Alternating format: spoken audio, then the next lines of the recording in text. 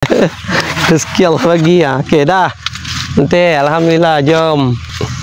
Satu pokok 2 biji ya. Assalamualaikum dan selamat petang. Hari ni 5 hari bulan 6 Hari ni Pak Din nak tutup MS16 ya. Nak tutup buah ni.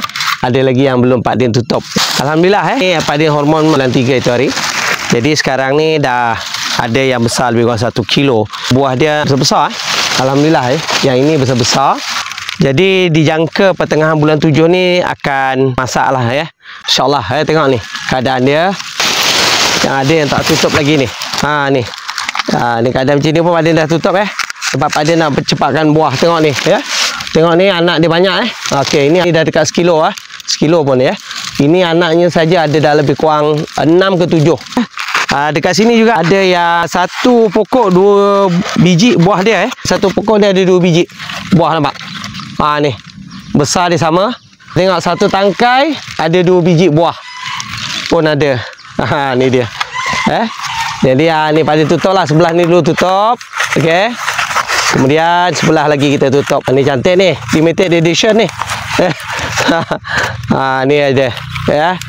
Ada 2 biji. Satu tangkai buah nenas MS16 ni. Besar-besar buah dia memang besar-besar mak. Dah 1 kilo dah semua ni. Masih ada masa lebih kurang dekat 2 bulan lagi besar nampak.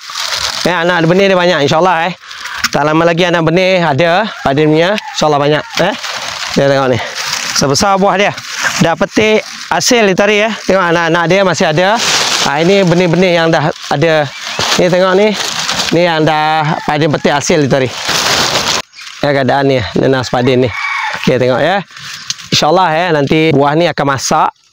Pak Din akan bagi tahu dekat TikTok yang mana ada kesempatan. InsyaAllah Pak Din akan bagi rasa buah yang terbaru ni MS16. Siapa-siapa yang datang ke kebun Pak Din, InsyaAllah yang mana ada rezeki tu, InsyaAllah Pak Din akan bagi rasa. Niat Pak Din yang ini Pak Din akan bagi cuba semua tetamu Pak Din rasa. Ini adalah buah yang Pak Din rasa manis, crunchy dan memang sedap. Jadi cuma kita perlu improve untuk segi penanaman saja lagi. Dari segi hormon yang Pak Din akan kaji sikit. Tetapi alhamdulillah hasilnya buah dia besar-besar yang ini. Tak apa, insyaAllah kita akan cuba tanam lagi. Kita akan cuba yang terbaik. Kita akan minta khidmat nasihat daripada Mardi juga. Ini adalah benih daripada Mardi. Pak Din salah seorang adalah projek perintis Mardi. Jadi kita akan refer sebarang permasalahan tentang nenas MS16 ni. Kita akan refer dan rujuk kepada pihak Mardi.